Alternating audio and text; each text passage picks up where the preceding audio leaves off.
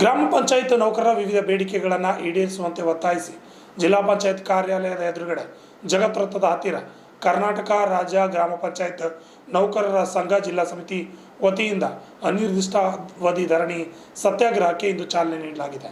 ನಗರದ ಜಗತ್ ವೃತ್ತದ ಹತ್ತಿರ ಇರುವ ಜಿಲ್ಲಾ ಪಂಚಾಯತ್ ಕಚೇರಿಯ ರಸ್ತೆಯ ಪಕ್ಕದಲ್ಲಿ ಅನಿರ್ದಿಷ್ಟ ಅವಧಿ ಧರಣಿ ಸತ್ಯಾಗ್ರಹಕ್ಕೆ ಅನೇಕ ಮುಖಂಡರು ಚಾಲನೆ ನೀಡಿದರು.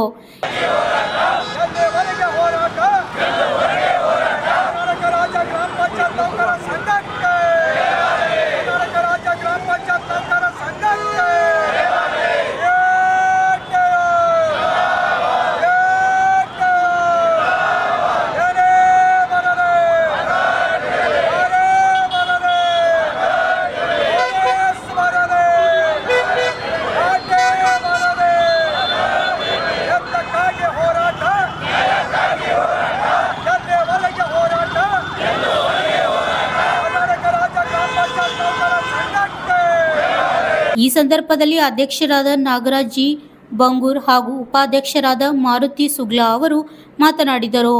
Bureau report RG32 Kannada news Kalaburagi. ನಾವು ಇವತ್ತು ಈಗಿಂದೀಗನೇ ನಾವು ಎಲ್ಲ ನಿರ್ಣಯ ಮಾಡಿಕೊಂಡು ಹಮ್ಮಿಕೊಂಡಿಲ್ಲ. ಸುಮಾರು ಒಂದು 2 ವರ್ಷಗಳಿಂದ ನಾವು ಬೆಂಗಳೂರಲ್ಲಾಗಿರ್ಬೋದು, ನಮ್ಮ ಗುಲ್ಬರ್ಗದಲ್ಲಾಗಿರ್ಬೋದು, ಬೆಂಗಳೂರಲ್ಲಿ ನಾವು ಸತತವಾಗಿ 3 ಹೋರಾಟಗಳು ಮಾಡೀವಿ. ಒಂದು ರಾಜ್ಯ ಮಟ್ಟದ ಬೇಡಿಕೆಗಳು ನಮ್ಮ ಸಚಿವರು ಈಡೇರಿಸ್ತೀನಿ ಭರವಸೆ ಕೊಟ್ಟಿದ್ದರು. ಆದ ಕಾರಣ ನಾವು ಅಲ್ಲಿ ಕೈ ಬಿಟ್ಟಿದ್ದೀವಿ ಹೋರಾಟ.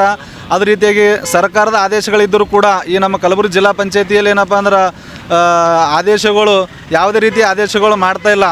ಮೊದಲನೇದಾಗಿ ಇಡೀ ನಮ್ಮ ರಾಜ್ಯದಲ್ಲಿ ಏಕಕಾಲಕ್ಕೆ ಅನುಮೋದನೆ 2018ಕ್ಕಿಂತ ಮುಂಚೆ ಸಿಬ್ಬಂದಿಗಳನ್ನು ಪಂಚಾಯತಿಯಲ್ಲಿ ಕಾರ್ಯನಿರ್ವಹಿಸುತ್ತಿರ್ತಾರೆ, ಅವರಿಗೆ ಅನುಮೋದನೆ ಕೊಡಬೇಕಂತ ಸರ್ಕಾರ ಆದೇಶವಿದೆ. ಇದ್ದರೂ ಕೂಡ ಮೊನ್ನೆ ಕೆಲವು ಆದೇಶಗಳನ್ನು ಮಾಡಿ ಇನ್ನೂ ಕೆಲವು ಬಾಕಿ ಇಟ್ಕೊಂಡಿದ್ದಾರೆ. ಇನ್ನೊಂದು ಏನಪ್ಪ ಅಂದ್ರೆ ನಿವೃತ್ತಿ ಆದಮೇಲೆ 20 ತಿಂಗಳು ನಿವೃತ್ತಿ ಉಪದಾನ ಕೊಡಬೇಕು ಸರ್ಕಾರ ಆದೇಶ ಇದೆ. ಇದ್ದರೂ ಕೂಡ ಇಲ್ಲಿ ನಮ್ಮ ಗುಲ್ಬರ್ಗದಲ್ಲಿ ಭಾಳಷ್ಟು ಪಂಚಾಯತಿಯಲ್ಲಿ ಒಂದು ನಿವೃತ್ತಿ ಆದರೂ ಕೂಡ ಅವ್ರ ಉಪಜೀವನ 20 ತಿಂಗಳು ಒಂದು ಸ್ಯಾಲ್ರಿ ಕೊಡಬೇಕಂತ ಸರ್ಕಾರ ಆದೇಶ ಇದ್ದರೂ ಕೂಡ ಯಾವುದೇ ಒಂದು PDOಗಳು ಅದು ಆದೇಶ ಪಾಲನೆ ಮಾಡ್ತಾಯಿಲ್ಲ. ಅದೇ ರೀತಿಯಾಗಿ ಸ್ವಚ್ಛ ವಾಹಿನಿಯವರಾಗಿರ್ಬೋದು, ಅವ್ರಿಗೆ ಕೂಡ ಒಂದು ತರಬೇತಿ ಕೊಟ್ಟು ಅವ್ರಿಗೆ ಕೆಲಸಕ್ಕೆ ತೊಗೊಂಡಿದ್ದಾರೆ. ಕೆಲಸಕ್ಕೆ ತೊಗೊಂಡ್ರು ಕೆಲವೊಂದು ಪೇಮೆಂಟ್ ಮಾಡ್ತಾಯಿಲ್ಲ, ಇನ್ನೊಬ್ಬರಿಗೆ ತರಬೇತಿ ಕೊಟ್ಟರು ಕೆಲಸಕ್ಕೆ ತೊಗೊಂಡಿಲ್ಲ.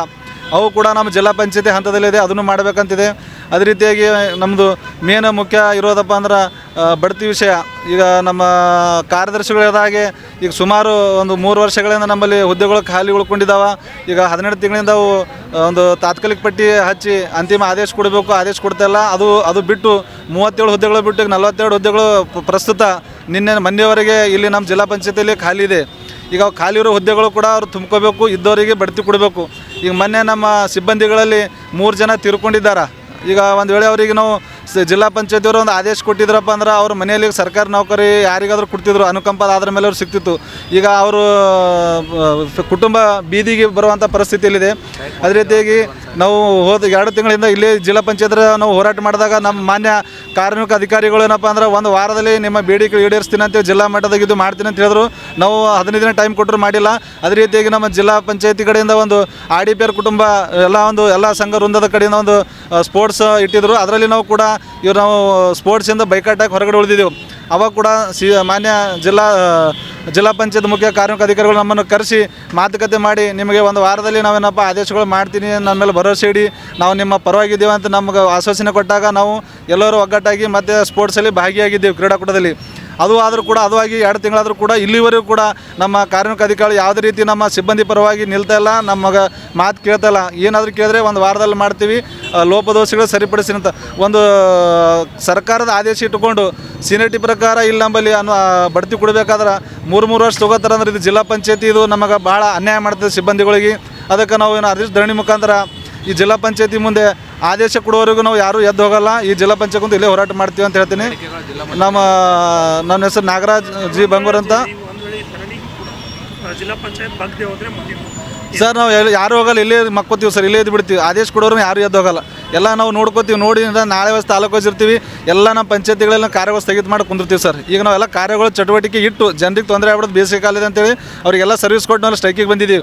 ನಾವೇನು ಬೇರೆ ಏನು ಕೇಳ್ತಾಯಿಲ್ಲ ಸರ್, ಜಿಲ್ಲಾ ಪಂಚಾಯತಿ ಹಂತದಲ್ಲಿ ಇರುವ ಆದೇಶಗಳು ಅಷ್ಟೇ ಕೇಳ್ತಿದ್ದೀವಿ. ಸರ್ಕಾರದೇನಿಲ್ಲ, ಇಲ್ಲಿ ಜಿಲ್ಲಾ ಪಂಚಾಯತಿ ಕಡೆ ಕೊಡಬೇಕು, ಅವ್ರು ಅಷ್ಟೇ ಇವ್ರು ಮಾಡಬೇಕು ಅಷ್ಟೇ, ಅದು ಕೇಳ್ತಾಯಿದ್ದೀವಿ ಸರ್. ನಾಗರಾಜ್ ಜಿ ಬಂಗೂರ್ ಅಂತ, ಗ್ರಾಮ ಪಂಚಾಯತ್ ನೌಕರ ಸಂಘ ಜಿಲ್ಲಾ ಅಧ್ಯಕ್ಷರು.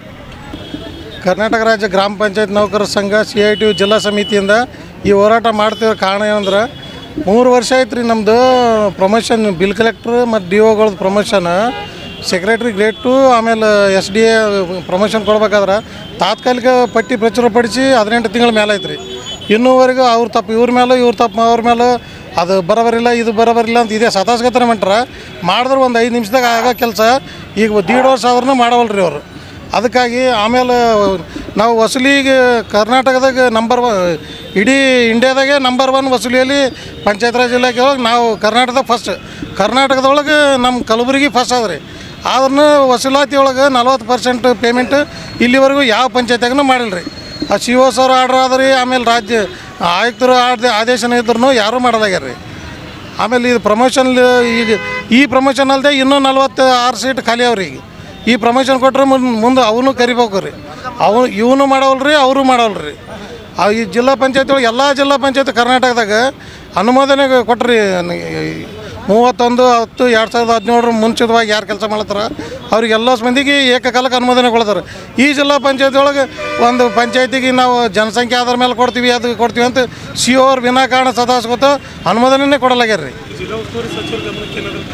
ಸಚಿವರ ಗಮನಕ್ಕೆ ಒಂದು 20 ಸಲ ಹೋಗಿ ಭೇಟಿಯಾಗಿವಿ ರೀ ನಾವು. ಆದ್ರೆ ನಮ್ಮ ಗಮನಕ್ಕಾದ ನಾವು ನೋಡ್ತೀವಿ, ನಮ್ಮ ಗಮನಕ್ಕಾದ ನಾವು ನೋಡ್ತೀವಿ. ಇದೇ ಮಾತು ಹೇಳತ್ತಾರೆ ರೀ. ಅವ್ರಿಗೂ ಭೇಟಿಯಾಗಿವಿ, CO ಅವ್ರಿಗೆ ಭೇಟಿಯಾಗಿವಿ, DS ಅವ್ರಿಗೆ ಭೇಟಿಯಾಗಿವಿ. ಎಲ್ಲ ಸಾಕಾಗೆ ಬಂದು ಕುಂತೀವಿ ರೀ. ಇಲ್ಲಿ ನಮ್ಮ ಬೇಡಿಕೆ ಈಡೇರ್ತಾನೆ ಈ ಹೋರಾಟ ಹಿಂಗೆ ಮುಂದುವರಿತಾರೆ. ಇದು ನಿರಂತರವಾಗಿ ಇರ್ತಾರೆ. ಮಾರುತಿ ಸುಗ್ಗ, ರಾಜ್ಯ ಉಪಾಧ್ಯಕ್ಷರು ಹಾಗೂ ಜಿಲ್ಲಾ ಪ್ರಧಾನ.